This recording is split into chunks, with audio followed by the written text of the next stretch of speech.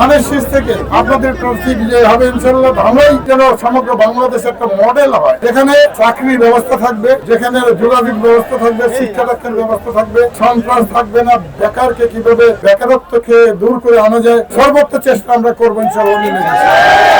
আমাদের সবাইকে ঐক্যবদ্ধ রেখে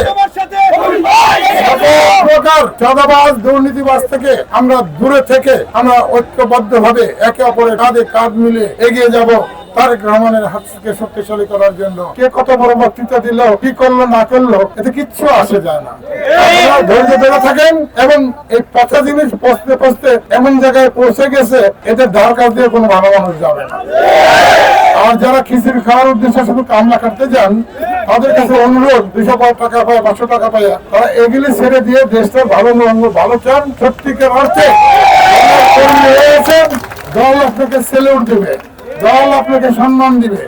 নাহলে আপনার বাড়ির ফসল লুটতে বলে ওই ফটকে হতে কালকে দেখলাম বেঞ্জি সাহেবের পিছিয়ে পিছিয়ে ঘুরতে গেলে নৌকার লোকাল নেতাদের পিছিয়ে ঘুরতে, আজকে আবার সন্ত্রাসী শুরু করলো বিএনপির নাম দিয়া। এটা কিন্তু বাড়ির আশেপাশে সবাই জানে, অনেকের বাবাও জানে যে আমার সন্তানটি বিপদে আছে। তাদেরকে অনুরোধ করবো পথে ফিরে আনেন।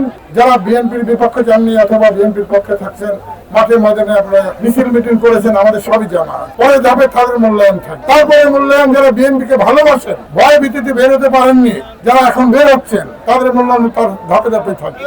তারপরে আরেকটি মূল্যায়ন আছে, সমাজে অনেক দল অনেকে করে, অথচ সমাজের কাছে তারা খুব ভালো মানুষ। তাদেরকে আমরা সঙ্গে আনলে, চাপিয়ে নিলে আমাদের সমর্থক গোষ্ঠী বাড়বে, ভালো মানুষের সংখ্যা বাড়বে। এই মানুষগুলোকে আপনারা সদস্য করে নেবেন, আমাদের বুকে আগলে নেবেন, মামুনরাও নেবেন। এই প্রত্যাশা রেখে আমাদের এই দলটি সুন্দর একটি দল হোক, সমগ্র বাংলাদেশে ইনশাআল্লাহ আগামী নির্বাচনে নিরঙ্কুশ ভাবে বিজয় হবে ধানের শীষ তারেক রহমানের দল, নেতৃত্বাধীন দল।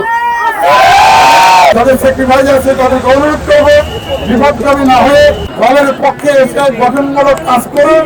যখন ধানবাড়ির মানুষ নেতা বানাবে, তার নেতা হয়ে যাবে, কোনো অসুবিধা নেই। এমন কোনো কাজ করে দলের ভিতরে থাকার অধিকার কারণ নেই। আপনারা কষ্ট করে এসেছেন, আমারও বলতে চাই আর কয়েকটা দিন আসেন, আমরা ঐক্যবদ্ধ থাকি। সত্য চিরদিনই টিকে থাকে, মিথ্যা চিরদিনই হেরে যায়। হয়তো যে এখন আপনারা সবাই জানেন, শুধু ধামরাই না, ধামরাই সবার মানিকগঞ্জ, কালিয়াকোট বা এর বাইরেও যদি যান, ধামরাই নিয়ে জিজ্ঞেস করলে সুন্দর একটা কথা বেরিয়ে আসে যে ধামরাইতে তো এই সর্বনাশটা হচ্ছে, মিল ফ্যাক্টরিতে এইটা করতেছে। আমাদের কিন্তু দেওয়া বলি না, কিন্তু শিখিয়ে দেওয়া বলি না।